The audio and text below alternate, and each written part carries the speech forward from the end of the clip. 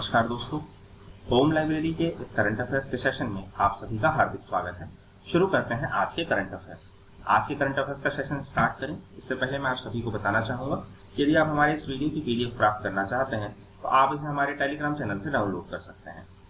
बढ़ते हैं सबसे पहले कल के प्रश्न की ओर। कल हमारे द्वारा प्रश्न पूछा गया था कि भारत छोड़ो आंदोलन कब शुरू किया गया था, तो इसका सही उत्तर है 8 अगस्त 1942 को भारत छोड़ो आंदोलन स्टार्ट किया गया था।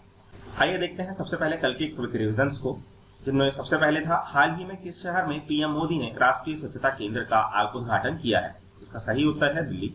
अगला प्रश्न, किस भारतीय अंतर्राष्ट्रीय हवाई अड्डे ने अंतर्राष्ट्रीय आगमन वाले यात्रियों के लिए अपनी तरह का पहला पोर्टल विकसित किया है। इसका सही उत्तर होगा दिल्ली।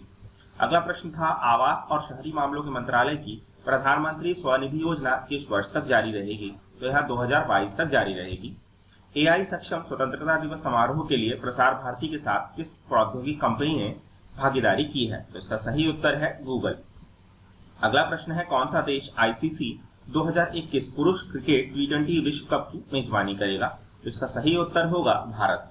अगला प्रश्न है हाल ही में किस देश ने पर्यावरणीय आपातकाल घोषित किया है, इसका सही उत्तर होगा मॉरिशस। बढ़ते हैं अगले प्रश्न की तरफ। सीफस के लिए ऑनलाइन निकास परीक्षा शुरू करने वाला विश्व का एकमात्र देश कौन सा है, तो इसका सही उत्तर है भारत। अगला प्रश्न था किस वित्तीय संस्थान ने वित्तीय समावेशन के लिए एक इनोवेशन हब स्थापित करने की घोषणा की है, तो ये आरबीआई ने स्टार्ट करी है। दोस्तों बढ़ते हैं आज के पहले प्रश्न की ओर। कोविड-19 से संबंधित तनावग्रस्त परिसंपत्तियों के समाधान के लिए वित्तीय मापदंडों का सुझाव देने के लिए किस समिति को गठित किया गया है, इसके अध्यक्ष कौन है? केवी कामत, एन नरसिम्हन, के भंडारी या आरजी सरैया? इसका सही उत्तर है केवी कामत। आइए जानते हैं इनके विषय में। केवी कामत की अध्यक्षता में भारतीय रिजर्व बैंक ने एक विशेषज्ञ समिति की स्थापना की है जो कोविड-19 से संबंधित तनावग्रस्त परिसंपत्तियों के समाधान के लिए वित्तीय मापदंडों का सुझाव देने के लिए सिफारिशें करेगी। समिति के अन्य सदस्यों में दिवाकर गुप्ता, टी.एन. मनोहरन, अश्विन पारेख रणनीतिक सलाहकार होंगे और भारतीय बैंक संघ के सीईओ पैनल के सदस्य सचिव के रूप में कार्य करेंगे। आइए जानते हैं केवी कामत के बारे में। केवी कामत न्यू डेवलपमेंट बैंक, जो कि ब्रिक्स बैंक था, के पूर्व चेयरमैन रहे हैं तथा आरबीआई के 25वें गवर्नर शशिकांत दास हैं। इनका मुख्यालय मुंबई में है और यह 1 अप्रैल 1935 को कोलकाता में स्थापित किया गया था। बढ़ते हैं अगले प्रश्न की ओर। इनमें से किस टेलीकॉम कंपनी ने इंटरनेट सर्विस आसान तरीके से पहुंचाने के लिए अपना नया पोर्टल बुक माई फाइबर लॉन्च किया है? बीएसएनएल, जियो, एयरटेल या वोडाफोन आइडिया? इसका सही उत्तर है बीएसएनएल।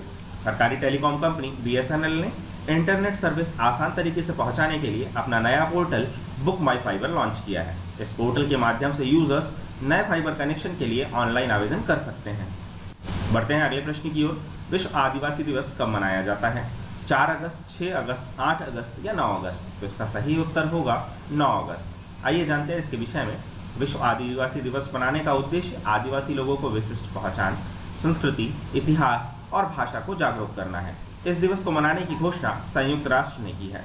आइए नजर डालते हैं इस महीने के कुछ महत्वपूर्ण दिनों के बारे में, जहां 1 अगस्त से 7 अगस्त तक विश्व स्तनपान सप्ताह, 1 अगस्त मुस्लिम महिला अधिकार दिवस, 3 अगस्त विश्व संस्कृत दिवस, 7 अगस्त राष्ट्रीय हथकरघा दिवस, 9 अगस्त विश्व आदिवासी दिवस, 15 अगस्त स्वतंत्रता दिवस, 20 अगस्त सद्भावना दिवस और 29 अगस्त राष्ट्रीय खेल दिवस के रूप में मनाए जाते हैं। ब्लूमबर्ग बिलियनियर्स इंडेक्स के मुताबिक मुकेश अंबानी विश्व में कौन से सबसे अमीर शख्स बन गए हैं? तो इसका सही उत्तर होगा चौथे सबसे अमीर शख्स मुकेश अंबानी बन गए हैं।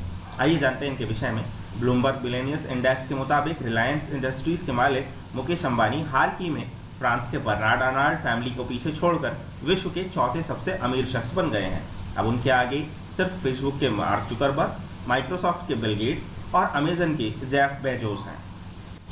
बढ़ते हैं अगले प्रश्न की ओर। किस राज्य ने workers management system portal launch किया है? तो इसका सही उत्तर होगा हरियाणा ने works management system portal launch किया है। आइए जानते हैं इसके विषय में। सरकार ने जितने भी काम होते हैं उनको पूरी तरह से मैनेज करने के लिए works management system portal launch किया है। भारतीय रेलवे ने वास्तविक समय की निगरानी के लिए कौन सी ऐप लॉन्च की है? तो ये इसका सही उत्तर होगा OHE निगरानी ऐप भारतीय रेलवे के द्वारा लॉन्च की गई है। आइए जानते हैं OHE के बारे में। OHE मतलब ओवरहेडेड इक्विपमेंट की मदद से भारतीय रेलवे लेट होने वाली ट्रेनों पर नजर रखेगी और इससे यात्रियों को लंबे समय का इंतजार भी नहीं करना पड़ेगा। Smart plan shop package policy की पेशकश करने के लिए किस पेमेंट बैंक ने भारतीय एक्सा जनरल इंश्योरेंस के साथ साझेदारी की है? तो इसका सही उत्तर होगा एयरटेल पेमेंट बैंक्स के साथ इन्होंने साझेदारी की है। जानते हैं इसके विषय में। भारतीय एक्सा जनरल इंश्योरेंस ने एयरटेल पेमेंट्स बैंक के साथ मिलकर बैंक के खुदरा विक्रेताओं और व्यापारियों की आर्थिक रूप से सुरक्षा के लिए smart plan shop package policy प्रदान की है। नीति के तहत बैंक आग और अन्य संकटों और चोरी के कारण दुकान की संपत्ति की क्षति में वित्तीय सुरक्षा की पेशकश करेगा। यदि कोई दुर्घटना होती है तो पॉलिसी सुरक्षित रूप से धन की हानि को कवर करेगी। बढ़ते हैं अगले प्रश्न की ओर। National mineral development corporation NDMC के नए CMD कौन है? इसका सही उत्तर होगा सुमित देव। बढ़ते हैं अगले प्रश्न की ओर। अमेजिंग अयोध्या नामक पुस्तक किसने लिखी है? तो इसका सही उत्तर होगा नीना रॉय ने अमेजिंग अयोध्या नामक पुस्तक लिखी है।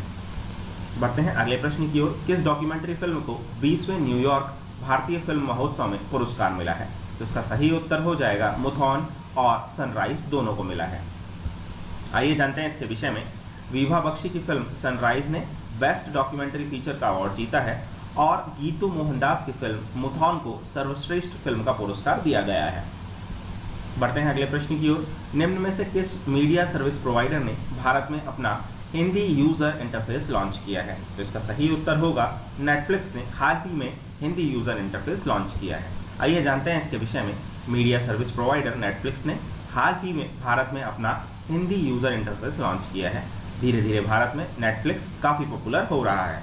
नेटफ्लिक्स में अब तक साइन अप से लेकर सर्च, रोज कलेक्शन और पेमेंट तक की जानकारियाँ हिंदी में उपलब्ध रहेगी। बढ़ते हैं अगले प्रश्न की ओर। टिक SFTS वायरस किस देश में पाया गया है? तो इसका सही उत्तर है चाइना में इसे पाया गया है।